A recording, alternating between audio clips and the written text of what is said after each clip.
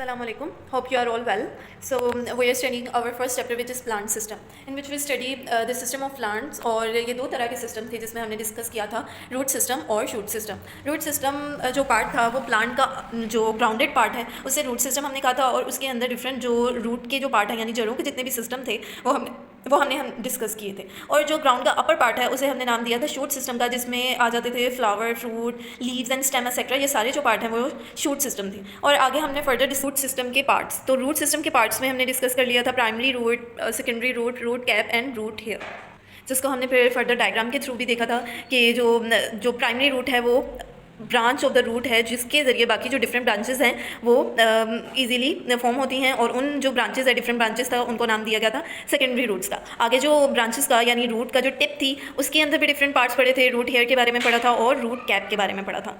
Then इसके बाद जो नेक्स्ट चैप्टर में हमने डिस्कस किया था इन्हीं रूट्स के जो इंटरनल स्ट्रक्चर है, मतलब अंदर का जो पार्ट है इन रूट्स का, उनके बारे में डिस्कस किया था. एपिडर्मिक्स और कॉर्टेक्स, एंडोडर्मिस, वेस्क्यूलर सिस्टम और वेस्क्यूलर सिस्टम के डिफरेंट पार्ट. और इसको हमने डायग्राम के थ्रू भी देखा था. डायग्राम के थ्रू जो रूट है, रूट हेयर के अंदर का जो, अगर हम ऊपर की तरफ से देखेंगे पेंसिल को, तो इसका जो अपर पार्ट से अगर देखें तो जितने भी अंदर सिस्टम था, जितने भी पार्ट्स थे, उनको इंटरनल स्ट्रक्चर कहा गया था. और इस इंटरनल स्ट्रक्चर में हमने स्टडी किया था जो अभी मैंने आपको बताया, epidermis, cortex, endodermis, phloem, xylem, root hair, इन सब के भी बारे में हमने डिस्कस कर लिया था.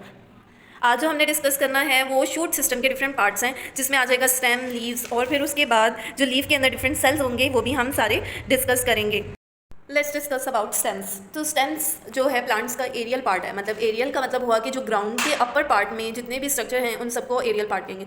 तो जो स्टेम है वो भी एरियल पार्ट ही है प्लांट का. अगर डायग्राम के थ्रू देखें तो डायग्राम में ये जो रूट का अपर पार्ट है इसको हम कहेंगे स्टेम. ये रूट है जड़ें, और जड़ों के ऊपर वाला जो पार्ट है जो ग्राउंड से ऊपर है उसको हम कहेंगे स्टेम.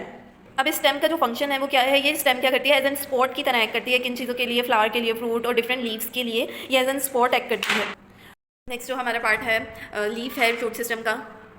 और लीव्स क्या होते हैं, जैसे हमारे डिफरेंट ऑर्गन होते हैं ह्यूमन बॉडी या फिर एनिमल्स में डिफरेंट ऑर्गन्स होते हैं like heart, lungs, kidneys. As it is जो प्लांट्स हैं उनमें ये जो लीव्स हैं एज एन ऑर्गन की तरह एक्ट करते हैं, और यही ऑर्गन फिर फोटोसिंथेसिस के प्रोसेस के थ्रू फूड की प्रोडक्शन करते हैं, और इन्हीं के थ्रू फिर आगे नेक्स्ट जो प्लांट है वो ग्रो करता है. डिस्कस करते हैं इन लीव्स के बारे में, और शेप्स भी डिफरेंट होती हैं इन लीव्स की. अब जो लीव का ये वाला पार्ट होता है इसको कहते हैं पेटॉइल कहते हैं. नेक्स्ट जो इसके आगे जो फर्दर इसकी ये लेयर होती है ये एज एन वेन एक्ट करती है. जैसे हमारी डिफरेंट वेन्स होती हैं, एज इट इज़ जो लीव है उसके अंदर भी डिफरेंट, आप लोगों ने कभी देखी हो, डिफरेंट वेन्स होती है. तो इसकी जो मिडल मोस्ट जो लेयर होती है इसको कहते हैं मिडरिप कहते हैं, और यहाँ पर शो भी किया गया है कि डिफरेंट इसके अंदर वेन्स मौजूद हैं. नेक्स्ट जो हमने डिस्कस करना है वो लीव्स के सेल्स हैं. लीव्स के सेल्स में एपिडर्मल सेल्स हम डिस्कस करेंगे, पेलिसेड, मेसोफिल सेल्स को डिस्कस करेंगे, जाइलम टिश्यूज़ को, और फिर फ्लोएम सेल्स को, और फिर गार्ड सेल को.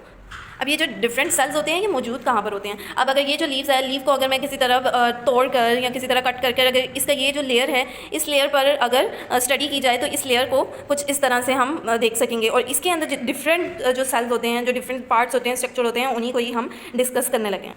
फर्स्टली हम डिस्कस करते हैं एपिडर्मल सेल. एपिडर्मल सेल्स क्या होती है, टाइल की शेप की तरह होते हैं, और ये एक प्रोटेक्टिव लेयर की तरह एक्ट करते हैं. और ये दो तरह के सेल्स होते हैं, अपर भी होते हैं और लोअर एपिडर्मस भी होते हैं. डायग्राम में जिस तरह से इन्होंने शो किया हुआ है, ये जो पार्ट है ये अपर लेयर ही है, और ये वाली जो पार्ट है इसको कहेंगे लोअर एपिडर्मिस कहेंगे, और ये as an protective layer act करती है किसके लिए, लीफ के लिए.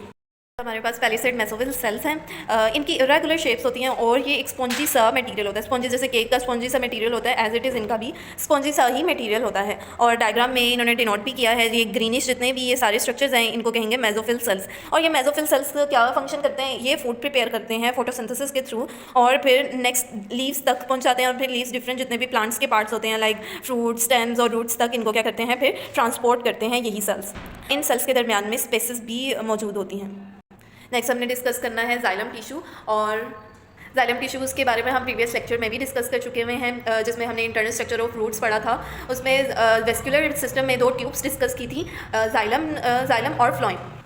जाइलम का जो फंक्शन था वो क्या करता था, जो रूट्स हैं रूट्स के थ्रू ये वाटर और मिनरल्स को ट्रांसपोर्ट करता था प्लांट्स के डिफरेंट पार्ट्स में, यानी लीव्स तक, स्टेम्स तक और डिफरेंट फ्रूट्स तक इन मिनरल्स को ट्रांसपोर्ट करता था. और ये एज इट इज़ ये जो टिश्यूज़ हैं इनका भी यही काम है, ये भी ट्यूब्स ही हैं, वेस्कुलर सिस्टम का ही पार्ट्स हैं.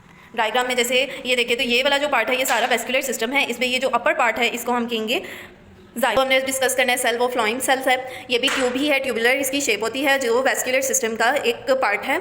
और ये क्या करता है, ट्रांसपोर्ट करता है फूड को। अब ये फूड कहाँ से ट्रांसपोर्ट होता है, फूड जो प्रोड्यूस हुआ था लीव्स में और स्टेम्स में, इनको क्या करता है फिर फर्दर जो पार्ट्स हैं उन तक इसको ट्रांसपोर्ट करता है। जैसे वो रूट्स तक इन फूड को क्या करेगा, ट्रांसपोर्ट करेगा। और जो फ्लावर है या फ्रूट है जो फॉर्म हो रहे हैं उन तक भी इन फूड को क्या करेगा, यही सेल ट्रांसपोर्ट करेगा। और ये बिल्कुल ही इसी ही जो वेस्कुलर सिस्टम है, इसी के नीचे जाइलम के जो बिलो में ये मौजूद होता है। इसको हम, इस पार्ट को हम क्या कहेंगे, फ्लोइम। ये जो ग्रीनिश पार्ट है इसको फ्लोइम कहेंगे, ऊपर वाला जो ब्राउनिश पार्ट है इसको जाइलम कहते हैं।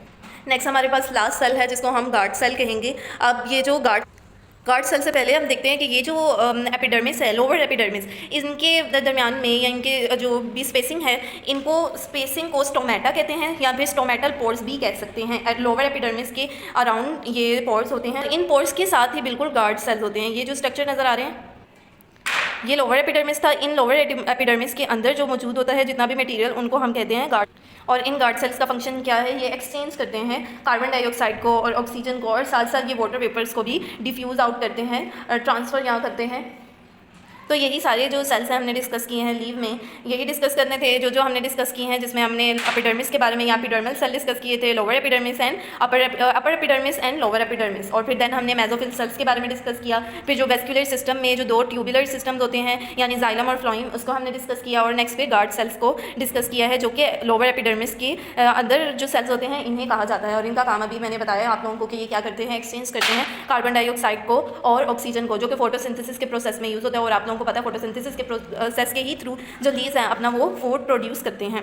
तो यही था आज का हमारा लेक्चर, और हमने डिस्कस कर लिए हैं सारे शूट सिस्टम के जो पार्ट्स हैं, जिसमें स्टेम्स और लीव्स को हमने डिस्कस किया है। That's it for today's lecture.